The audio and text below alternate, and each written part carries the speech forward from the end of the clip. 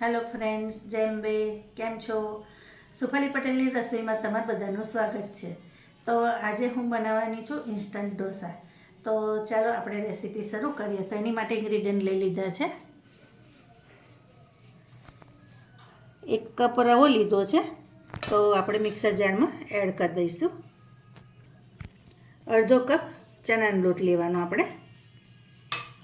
Test પ્રમાણે મીઠું add કરી દઈશું. હવે ખાંડ 1 ચમચી એડ કરી દઈશું.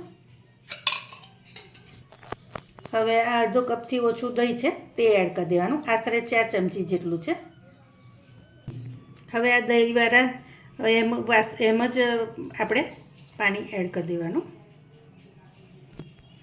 તો હજી થોડુંક પાણી એડ કરીશું. બસ આટલું કરી અને આપણે હવે એને પીસી લઈએ. તો જો આપણે આવી રીતે એને ગ્રાઇન્ડ કરી લીધું છે અને આવી રીતે સ્મૂથ પીસવાનું, બરાબર. હવે એને કાચના બાઉલમાં કાઢી લઈશું.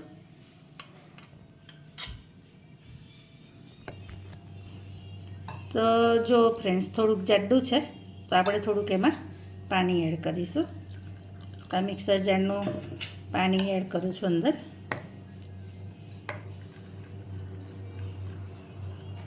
એને આવી રીતે બરાબર હલાવી લેવાનું.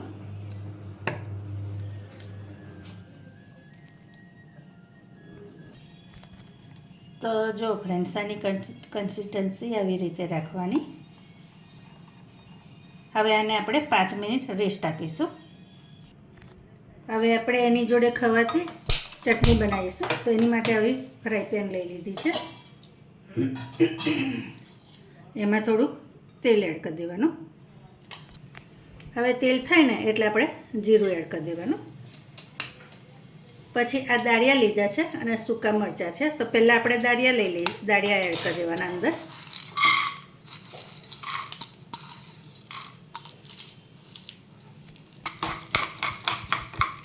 હવે દાળિયા છે ને એની કચાશ ભાગે ને ત્યાં સુધી આપણે એને શેકાવા દેવાના.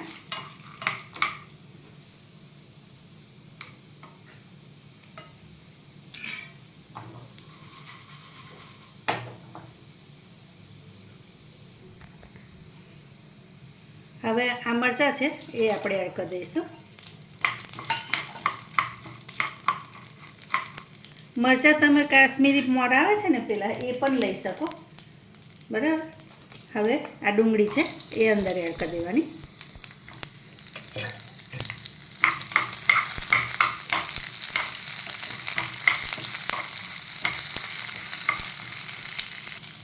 હવે આ લીમડો એડ કરી દઈશું અને જોડે ટામેટાં પણ એડ કરી દેવાના.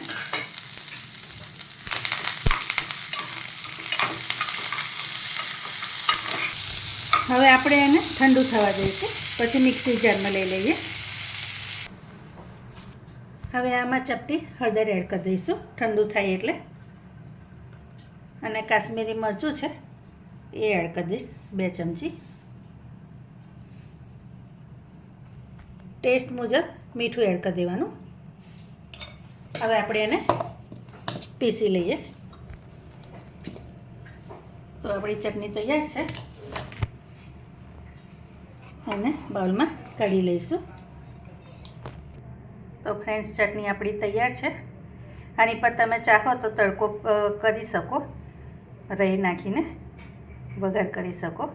હવે આપણે બેટરના ઢોસા ઉતારી લઈએ. તો આપણે હવે ખીરું જોઈ લઈએ. હવે ખીરામાં થોડુંક આપણે આથો નહીં લાવવા દીધો એટલે આપણે આટલો સોડા એડ કરીશું. હવે સોડા એડ કરી અને જો ખીરું થોડુંક જાડું છે તો હું હજી થોડુંક પાતળું કરીશ. એકવાર એને બરાબર ફેટી લેવાનું. આમાં થોડુંક પાણી એડ કરીશું આપણે.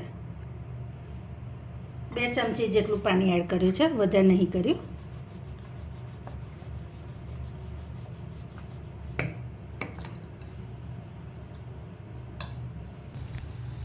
હવે પહેલાં આપણે તવાને ફૂલ ગરમ કરવાનો અને પછી આ તેલના આવી રીતે ટીપા એડ કરી દેવાના અને એ એડ કરીને થોડુંક પાણી રેડી દેવાનું.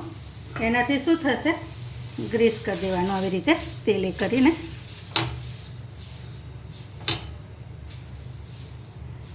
હવે આપણે તવાને પ્રોપર ઠંડો કરી લઈશું. હવે આને આપણે લૂછી લેવાનું.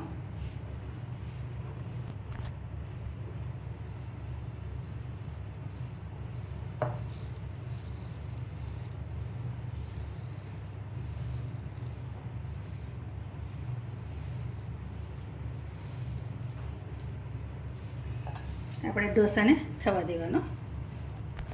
હવે આટલું થાય ને એટલે આપણે થોડુંક ઢોસાને આ ઉખાડી લેવું હોય તો ઉખાડી લેવાનું આવી રીતે,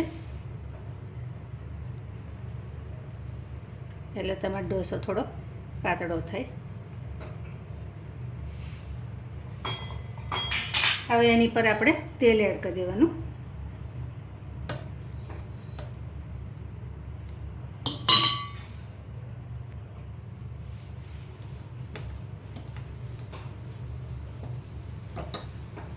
તેલ બટર તમે તમારે ગમતું હોય ને જે રીતે એ રીતે એડ કરવાનું.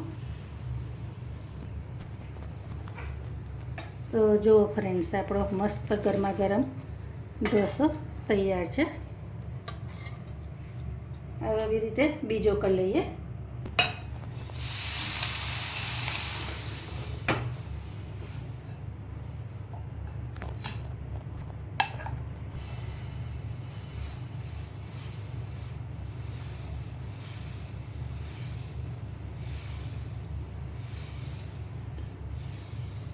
તમારા બાળકોને ઇન્સ્ટન્ટ ઢોસા ખાવા હોય ને તો તમે આ રીતે ઢોસા બનાવી શકો છો.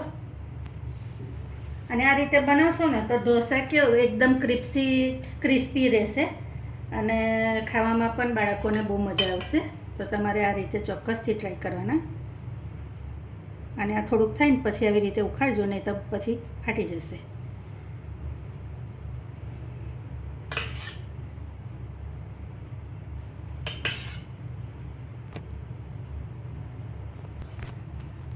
હવે આપણે આની પર તેલ એડ કરી દેવાનું.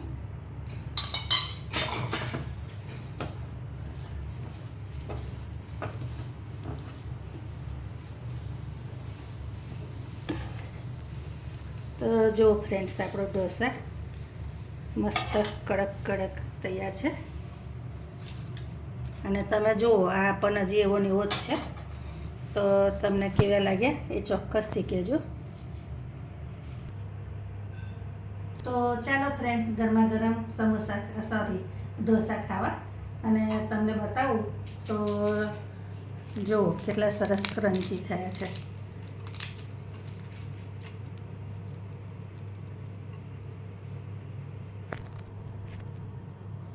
ચાલો, તો નવી રેસીપી સાથે આપણે ફરી મળીશું. Thank you.